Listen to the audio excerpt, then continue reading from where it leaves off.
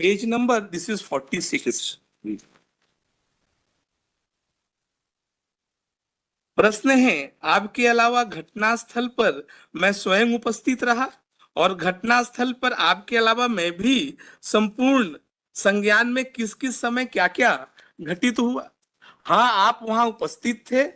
5, 5:30 बजे आप भी उपस्थित थे और आपके सामने ही मुझे गाड़ी में बिठाया गया और आप ही कहा कि मेरे साहब गाड़ी में बैठे हैं, आप मिल लीजिए। मैं गाड़ी में बैठे उस व्यक्ति से हाथ मिलाया जिसको आपने साहब होना बताया था। तो 5, 5:15 से 5:30 बजे उनसे सर जी हमने पैराग्राफ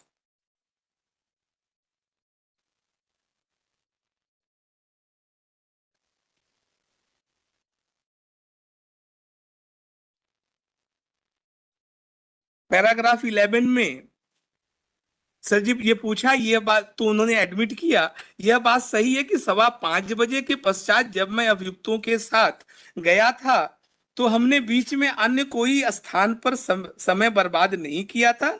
आपके अनुसार घटना 5:15 बजे प्रारंभ होना बताया है। तो सर जी घटना जो है 5:15 बजे उनके साथ हो रही है, राजेश जैन के साथ।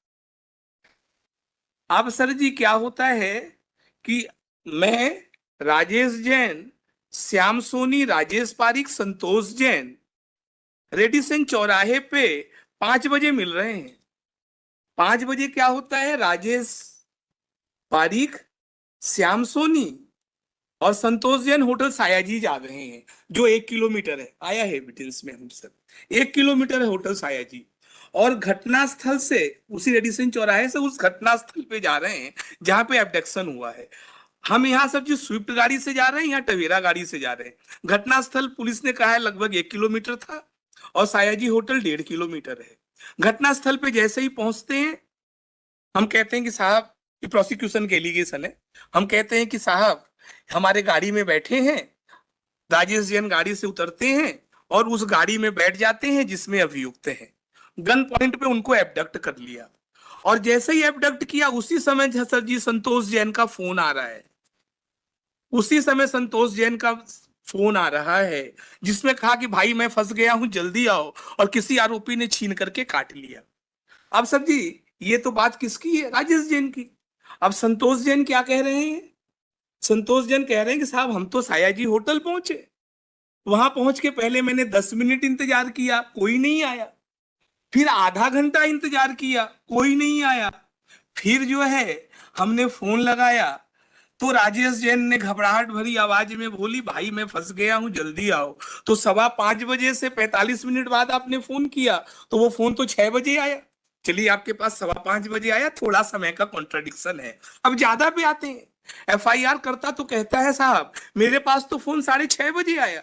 तो एफआईआर कर्ता के पास जो फोन किया गया था वो किस क्रम में किया गया था, जैसे ही संतोष जैन का फोन आया और जैसे ही उसको सर जी काट दिया गया तो नेक्स्ट एक्ट मतलब within some moment 5 second 7 second बाद 5:15 बजे एफआईआर कर्ता को फोन किया गया।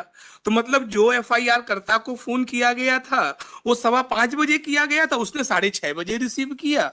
और जो जो है 6 बजे फोन किया था संतोष जैन ने, उसको राजेश जैन ने 5:15 बजे रिसीव कर लिया। और sir electronics, sir I am an engineer, electronics का तो sir law he from IIT Kharagpur. नहीं, वो तो सर बात की चीज है। नहीं है नहीं, आईआईटी खड़गपुर से नहीं है, कहाँ से है? बता दूंगा समय आए। अच्छा ठीक, तो अगर हम बोलेंगे तो मेरे ऊपर एक और होगा कि that I have depots falls in this court. चलिए, बहुत अच्छी बात है। आइए हाँ, सर, मेरा आधार कार्ड नहीं है, मेरे पास वोटर आईडी नहीं है, ये भी जान लीजिएगा। And I have been to Pakistan 8 months. Sir please. चलिए कोई बात नहीं, अभी बताइए, मुद्दे पर आइए। तो अब सर मुद्दे पे आते हैं। हाँ। सर यहाँ पे आ गया जो है सर जी continuity of action and the proximity of time. जी, कैसे अलग हो सकता है सर?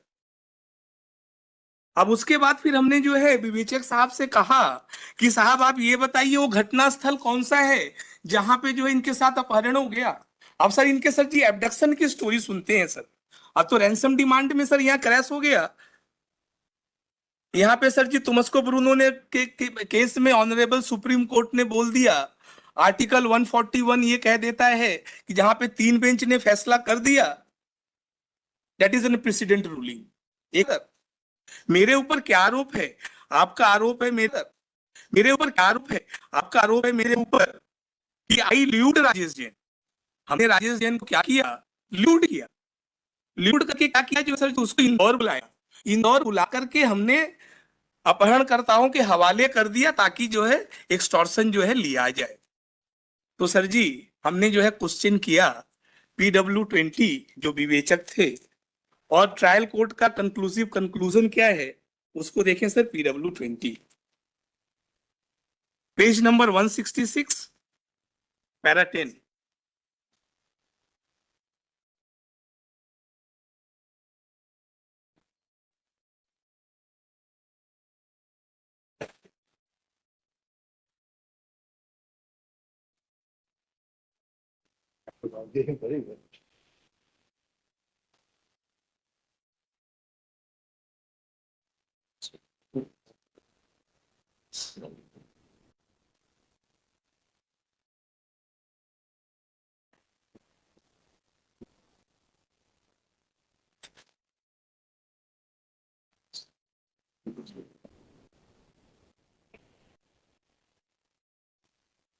सर पढ़ें सर जी। पैराग्राफ 10, मैंने अभियोग पत्र प्रस्तुत के पूर्व सौदे के संबंध में कोई जानकारी नहीं ली। प्रश्न, राजेश जैन को इंदौर जाने के लिए उस्काया गया था, यह निष्कर्ष आपने किस आधार पर निकाला? निराकरण, उपस्थित साक्षी ने संपूर्ण विवेचना उपरांत आरोपी की गिरफ्तारी और उससे संबंधित कार्रवाई की है। ऐसे स्थिति में उससे पूर्व के घटनाक्रम उपस्थित साक्षी से संबंध नहीं होने से तथा इस संबंध में साक्षी का कोई निष्कर्ष अभिलेख पर न होने पे प्रश्न पूछने की अनुमति नहीं दी जाती है। सर आपने मेरे को गिरफ्तार किया, 90 दिन कस्टडी में रखा, चालान पुटअप किया, मेरे ऊपर आपने एलिगेशन लगाया कि मैंने लूर किया। किससे लूर किया? एक जो है लैंड डीलिंग से। उस लैंड डीलिंग को आपने इन्वेस्टिगेट क्यों नहीं किया? यहाँ पे क्या किया सर जी, बहुत अच्छे से जो है पूरा बर्डन ट्रांसफर कर दिया किस पे सर जी? PW22 पे। PW22 ने तो मेरे को गिरफ्तार भी नहीं किया है, उन्होंने तो मेरा कोई स्टेटमेंट भी नहीं लिया है। विवेचना तो जो है सर जी PW20 ने किया है।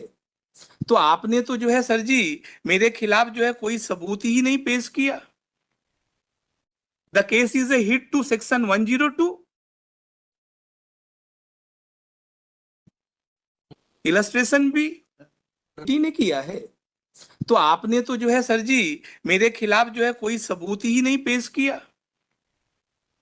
The case is a hit to section 102। Illustration भी बर्डन ऑफ प्रूफ इन पे है। आप नहीं कोई साक्ष्य देंगे तो हम जीत जाएंगे, लेकिन हम नहीं जीत जाएंगे सर, क्योंकि द कंटेंशन इज विस विस। हमने कहा है कि अबडक्शन नहीं हुआ है, तो बर्डन ऑफ प्रूफ 106 में हमारे ऊपर भी है। तो जो है सर जी उसको हमने कैरी किया है। हम आते हैं सर जी PW22 पे, paragraph 86, page number 186 sir, paragraph 86।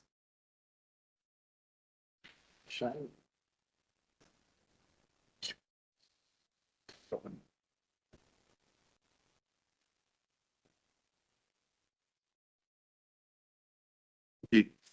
दिनांक 28/8/2013 तक आपको आपके वरिष्ठ अधिकारियों के कथित रेड करने वाली टीम को क्या यह ज्ञात था कि कथित अपहरण किस जिले से हुआ था?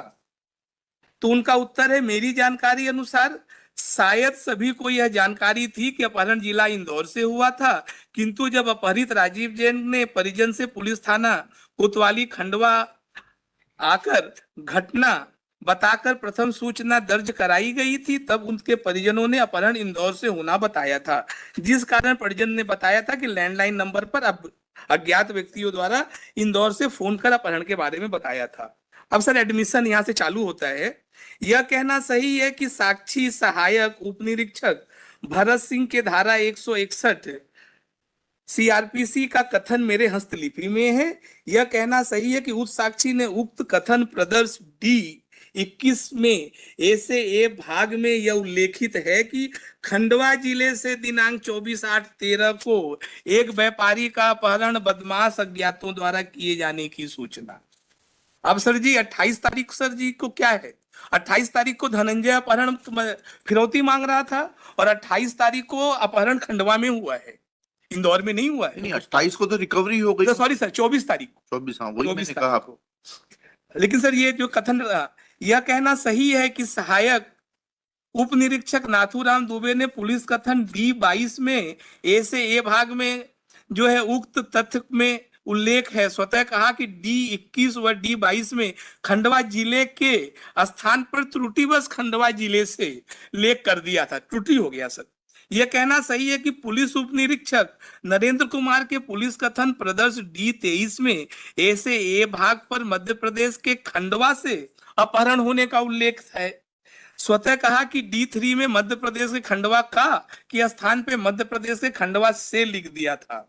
यह कहना सही है कि साक्षी निरीक्षक राजेश चावड़ा के पुलिस कथन प्रदर्श D24 में भी ऐसे ए भाग में खंडवा मध्य प्रदेश में घटित घटना के आरोपियों को उल्लेखित है। यह कहना सही है कि सर्वोदय अस्पताल के केस समरी तथा डिस्चार्ज अभिलेख में प्रदर्श प्रदर्श P14C में ए से ए भाग पर अपहरण 24/4/13 को खंडवा मध्य प्रदेश से होना उल्लेखित किया गया है। यह कहना सही है कि सर्वोदय अस्पताल के MLC हेतु पुलिस सूचना में भी अपहरण दिनांक 24/8/13 को खंडवा से होना उल्लेखित है। नोट प्रश्न आरोपी ने दस्तावेज दिखा के पूछा है। सर ये क्या है सर 161 का है, उन्होंने कहा कि त्रुटिवश गलती हो गई, लेकिन सर जी फिर PW7 में आते हैं जो CSP साहब हैं। CSP साहब ने पैरा 1 में जो कहा था कि जो है आपको रूलिंग दे रहे हैं, आपको रूलिंग दे रहे हैं PW12 योर लॉर्डशिप पैराग्राफ 9।